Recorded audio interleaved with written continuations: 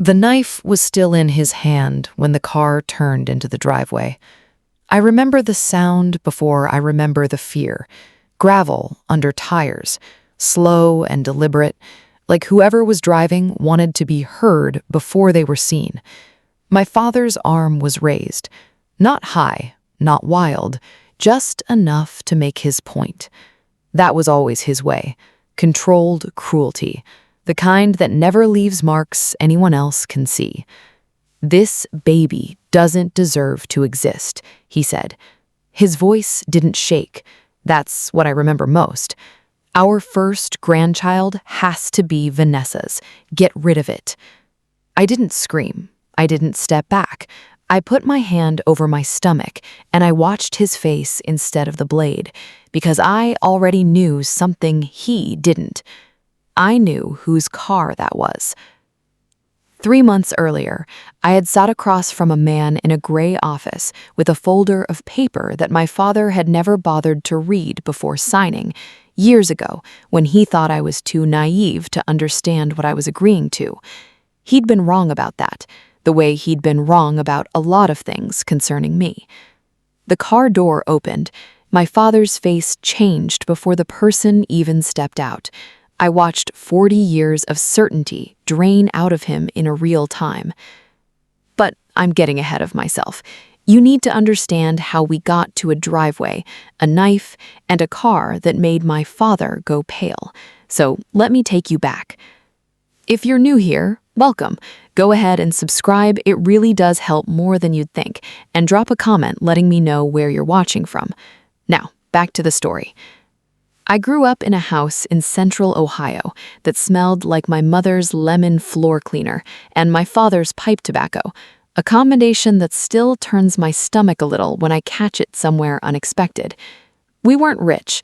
My father managed a regional auto parts distributor, the kind of job that paid enough to keep the lights on and not much else.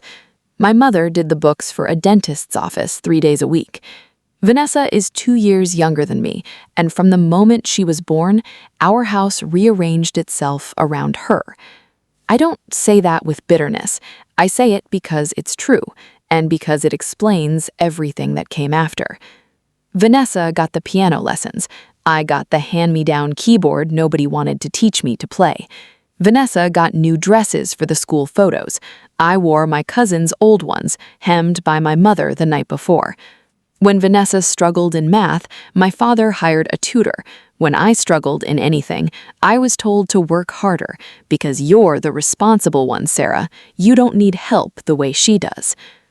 At the time, I thought that was a compliment. It took me years to understand it was a sentence. Every Sunday, my grandmother, my father's mother, came for dinner, and every Sunday she brought an envelope. I never saw what was inside it. My father would take it into his study, and the door would close, and nobody spoke about it at the table. I was maybe 11 the first time I asked my mother what was in the envelope. She told me to go set the table. I didn't ask again for a long time, but I never stopped noticing. By the time I was 14, I'd stopped waiting to be noticed and started paying attention instead. There's a difference, and it took me years to understand which one actually protects you. My grandmother, Eleanor, was not a warm woman. She didn't hug, she didn't compliment, but she watched, the same way I was learning to watch. And every few months, her eyes would land on me across the dinner table like she was checking something off a list only she could see. Vanessa charmed her the way Vanessa charmed everyone. Compliments about her sweater, questions about her garden, the kind of attention that cost nothing and meant less. I never did that. I asked Eleanor once, when I was 16, why she still ran her late husband's hardware supply company from her kitchen table instead of selling it. She looked at me for a long moment and said, "Because nobody in this family besides you has ever asked me a real question." I didn't think much of it then. I think about it constantly now. The favoritism in our house wasn't loud. It was architectural. It was in the way my father's study door had a lock and Vanessa's bedroom door didn't need one because nothing in it was ever taken away from her. It was in the way my mother introduced us. At church, "This is Vanessa, she's going to do something special." Then, almost as an afterthought, "and Sarah." Not unkind, just smaller. Always smaller. I worked through high school at a print shop 2 towns over, saving for community college, because my father had already decided, without asking me, that Vanessa's 4-year university was the family investment, and mine was a personal indulgence I'd have to fund myself. "She has more potential," he told me once, not cruelly, almost gently, like he was doing me a kindness by being honest. "You're steadier. Steady people find their own way." I told myself that was true for a long time. Steady people find their own way. I made it my whole personality because the alternative was admitting how much it hurt to be told my own family had already decided how far I was allowed to go. The engagement break, if I can call it that, was small. I graduated from the community college with a business certificate, transferred my credits into a state university 2 hours away, and worked nights at a hotel front desk to cover what my student loans didn't. Nobody drove up to help me move in. Vanessa's move-in, a year later, into her private university dorm, involved both my parents, a rented van, and a framed photo on the mantel afterward. I noticed. I always noticed. But I didn't say anything because saying something had never once changed anything in that house. What I didn't know yet, what I wouldn't understand for another decade, was that Eleanor had been watching all of it too. Every dinner, every framed photo that wasn't of me, every envelope my father took into his study and never mentioned again. She was quietly building a file on all of it, in her own way. And one day, that file would have my name at the top of it. If any part of this feels familiar so far, being the steady one, the one nobody worried about because nobody was paying attention, leave a comment below. I read every one. For now, understand this. I left that house at 22 with a suitcase, a business degree, and no idea that the woman who watched me the most closely in that family was the one person quietly making sure I wouldn't leave with nothing else. I met James the summer I turned 24, at a diner outside Columbus where I was working weekend shifts to cover the gap between my hotel job ending and a new position starting. He ordered coffee, black, and asked me what I was reading, because I had a paperback tucked under my arm during my break. Nobody had asked me that in years. Not really. Not like they wanted the answer. We married 2 years later, in a small ceremony at a community center, 40 guests, a borrowed sound system, and a cake James's mother made herself. My parents came. Vanessa did not. She had a work conference, she said, though I later learned it was a friend's bachelorette weekend in Nashville. My father gave a toast that mentioned Vanessa twice and me once. I noticed. I always noticed. The real break came 18 months later at Eleanor's 80th birthday dinner. She'd asked, quietly, if I would help her go through some old paperwork the following week. Nothing dramatic, she said, just an old woman wanting her files in order. I said yes without thinking twice. It was the kind of request nobody else in the family would have said yes to, because nobody else in the family found Eleanor's paperwork interesting enough to spend an afternoon on. That afternoon changed everything, though I didn't know it yet.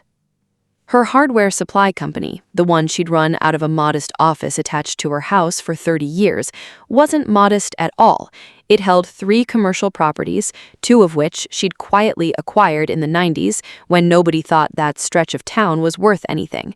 She walked me through deeds, tax records, a decades-old trust document with language I had to read twice to understand. She asked me questions about depreciation schedules and lease structures that I answered correctly, mostly because of 2 accounting electives I'd taken almost as an afterthought. "You understand this," she said. It wasn't a question. "I think so," I said. "Nobody else in this family has ever bothered to." I assumed that day she was just lonely and grateful for company. I didn't understand what she was actually doing. I didn't understand that she'd spent 30 years watching who showed up and who didn't, who performed concern for an audience, and that she'd finally found the one person in 3 generations who treated her like more than an envelope on Sunday nights. 3 months later, my father called to say Eleanor had suffered a stroke. She survived it, but with limitations. Vanessa visited once, brought flowers, posted about it. I drove 2 hours every weekend for 4 months, sat with her, read to her, helped her relearn how to sign her name. Nobody made a fuss about that. It wasn't the kind of thing that made it onto anyone's mantle. What I didn't know, what nobody knew, not even my father, was that 6 weeks before her stroke, Eleanor sat down with a lawyer in a small office downtown and rewrote a section of her trust. She told no one, not my father, who assumed the envelopes he'd collected every Sunday for decades represented the whole of his inheritance, not Vanessa, who had never asked a single question about where any of it actually came from. She told me only this, the last time I saw her clearly before her decline accelerated.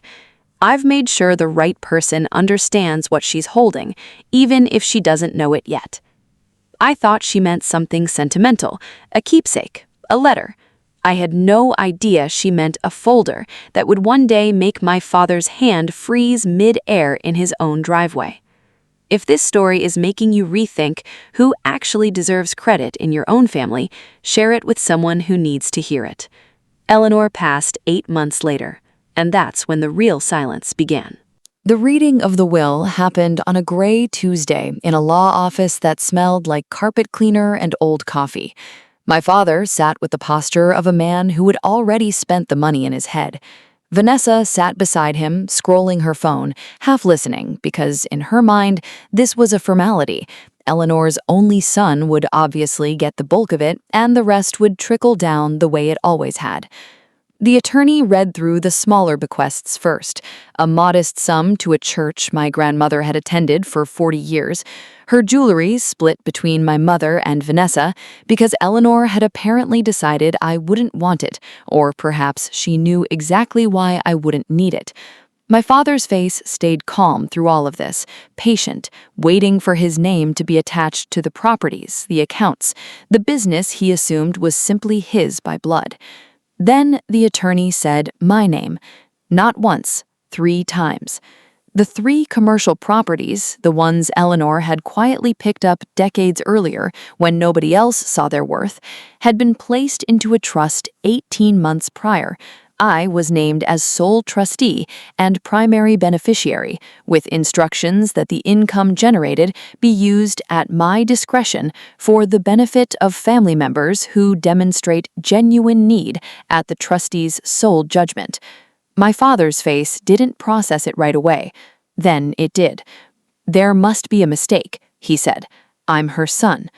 The attorney, a calm woman named Ms. Alvarez, simply slid a copy of the amended trust across the table, dated and notarized 6 weeks before Eleanor's stroke, with a note in the margin, in Eleanor's own handwriting, that read, "Sarah asked the right questions. That has to matter for something." My father didn't speak to me for 4 months after that. I want to be honest with you about something. I didn't gloat. I didn't call Vanessa to explain herself. I didn't post anything, say anything, use it as leverage over anyone. I hired a property management company to handle the day-to-day, kept my full-time job at a logistics firm in Columbus, and quietly let the trust do what trusts do, generate steady, unglamorous income while I built the rest of my life the ordinary way, one paycheck at a time. James and I bought a small house 11 months later, mostly on our own savings, not the trust. I want that clear because this was never about a windfall. It was about the fact that for the first time in my life, someone had looked at the full shape of who I was and decided I was worth trusting with something real.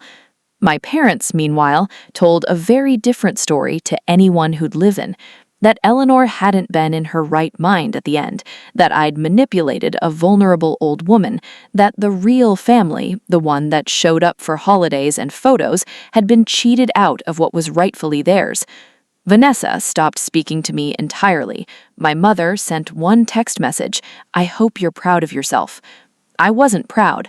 I was tired, but I was also, for the first time in my life, financially and legally untouchable in a way my father had never anticipated, and he knew it, even as he told everyone else a different version of events. 2 years passed in near total silence. James and I built our life quietly. His contracting business grew steadily. I moved into a regional operations role, and the trust properties kept generating enough that I never touched it for myself, just let it accumulate the way Eleanor probably intended. Then, on a Tuesday in early spring, I found out I was pregnant, and 3 weeks after that, my phone rang. It was my mother, for the first time in 2 years, her voice warm in a way I hadn't heard directed at me since I was a child. "Sarah," she said, "we'd love to have you and James over for dinner. It's been too long." I already knew before she finished the sentence that this had nothing to do with missing me. If you've ever had family go quiet the moment you stopped needing them and then suddenly reappear the moment you had something they wanted, you already know exactly where this is going.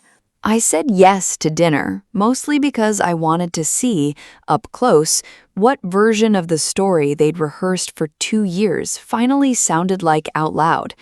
The house looked the same, my mother's lemon cleaner, my father's chair at the head of the table. Vanessa was there too, which told me something before anyone said a word. This wasn't a small reconciliation, this was a production, and productions need a full cast. Dinner started pleasant enough. Questions about James's business, questions about the pregnancy, careful and rehearsed, the way people asked questions when they've been coached on what to say. My father waited until dessert, the way he always waited for the moment when refusing him would feel rudest. "Vanessa and Marcus are trying too," he said, referring to Vanessa's husband, a man I'd met twice. "They've been trying for 2 years. It hasn't been easy for them." I said I was sorry to hear that, and I meant it. Wanting a child and not having one is a real grief, and I've never been the kind of person who enjoys someone else's pain, even when that someone has caused me plenty of mine. "The IVF is expensive," my mother added, gently, like she was easing into water. "Insurance barely covers any of it. We were hoping, given everything, that the trust could help with something like that. Family should help family." There it was. Family should help family. The same family that hadn't called me in 2 years. The same family that told anyone who'd listen I'd manipulated a dying woman. Now, sitting across a dinner table, asking that family's resources fund IVF for the daughter they'd always preferred, while I sat 7 months pregnant, having been cut off entirely the moment I stopped being useful to their narrative. I didn't raise my voice. I never do. I understand fertility struggles are hard. I'm not the person standing in the way of you getting help, though. I'm the trustee of a trust with specific language about genuine need, and decisions I make have to hold up to that standard, not to family pressure at a dinner table. My father's jaw tightened. "You'd let your own sisters struggle?" "I'd evaluate a request the way I'm legally required to," I said, "the same way I would for anyone." Vanessa, who'd been quiet the whole dinner, finally spoke. "You always thought you were better than us. Grandma just gave you an excuse to prove it." I looked at her for a long moment. I thought about the framed photos on the mantel that were never mine, the tutors I never had, the move-in day nobody showed up for. I thought about 4 months of weekend drives to sit with a woman dying slowly, while the rest of them sent flowers once and called it enough.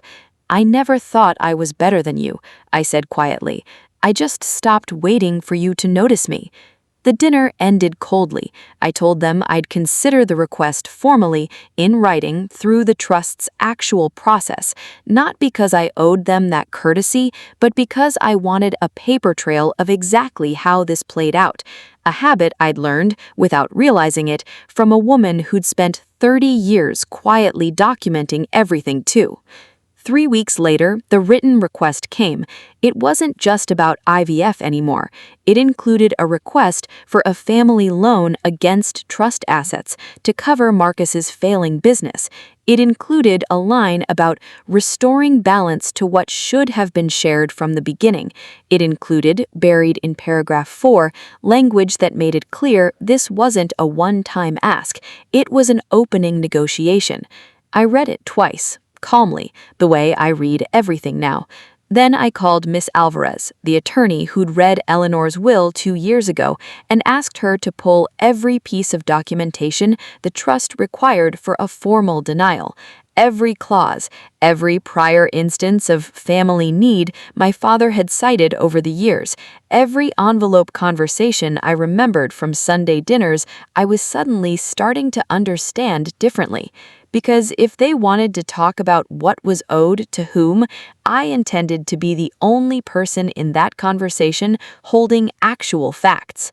Share this with someone who needs to hear that staying calm isn't the same as staying weak.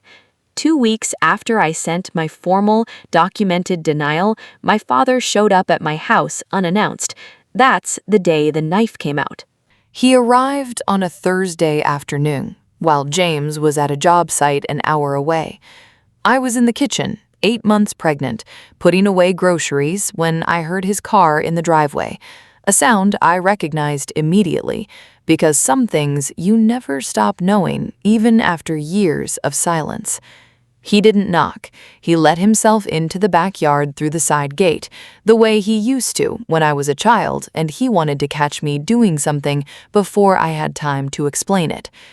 "You humiliated us," he said, before I'd even set down the bag in my hands.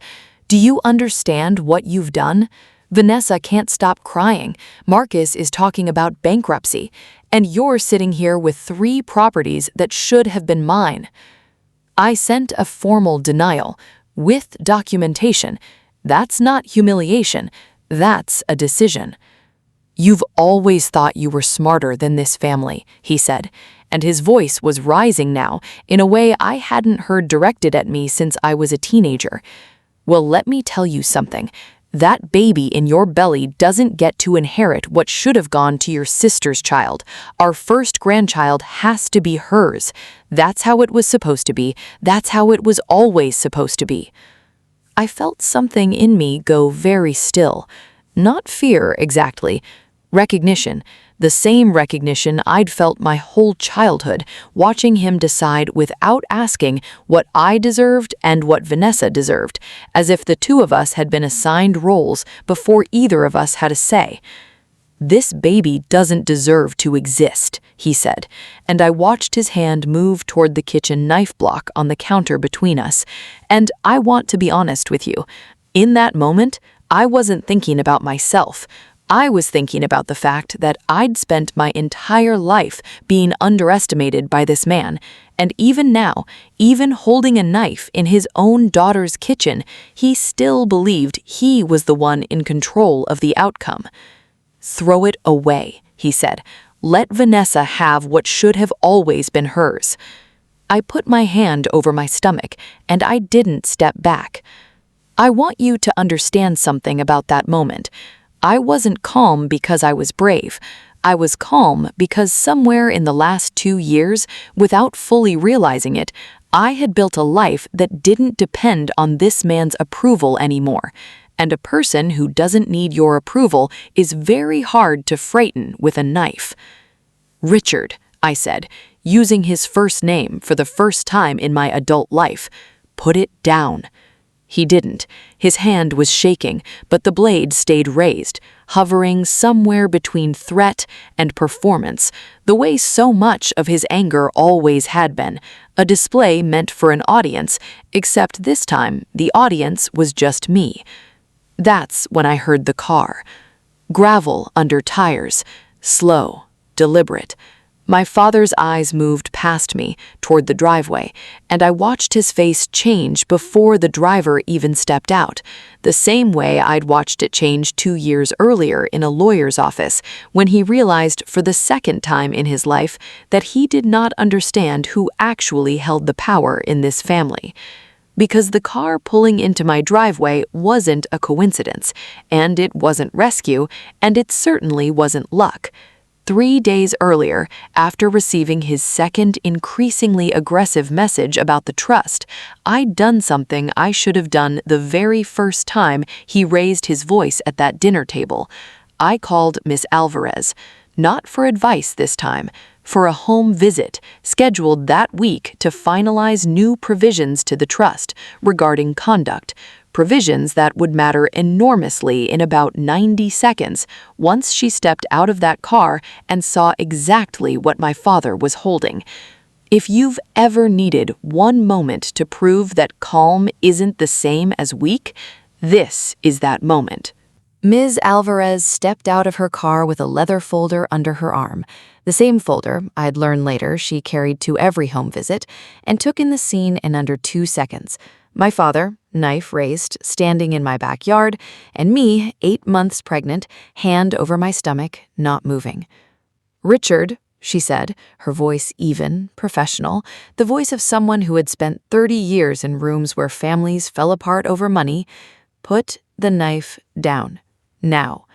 He did, immediately, because whatever performance that knife had been for me, it collapsed instantly in front of a witness who mattered legally, and that told me everything I needed to know about what it had actually been the whole time. "This is a family matter," he said, but his voice had lost its certainty completely. "It stopped being a family matter the moment you threatened a pregnant woman with a weapon," Ms. Alvarez said. "I have a scheduled appointment with Sarah. I'm early. I suggest you use this time to leave." He looked at me one last time, and for the first time in my life, I saw something on his face that wasn't disappointment or control. It was the dawning understanding that he had just handed me, on video from my own doorbell camera, on a witness's direct observation, the single clearest piece of evidence he could have possibly given me, proof of exactly the kind of conduct his own petition had claimed I was incapable of judging fairly. He left without another word.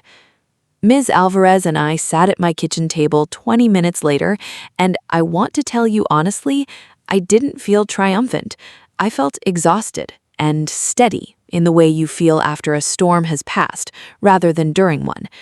We finalized the conduct provisions that day, language that permanently barred any distribution to family members who had engaged in threats, harassment, or intimidation toward the trustee or her dependents. It wasn't revenge. It was simply the truth, written down the way Eleanor had taught me to do things, without meaning to, all those Sunday afternoons going through old paperwork. My father never faced criminal charges. I chose not to press them, not out of forgiveness, but because my daughter, born 3 weeks later, deserved a mother who closed chapters instead of prolonging wars. Vanessa reached out once, 4 months after my daughter was born, not to apologize, to ask carefully whether the conduct provisions applied to her too, since she hadn't been the one holding the knife.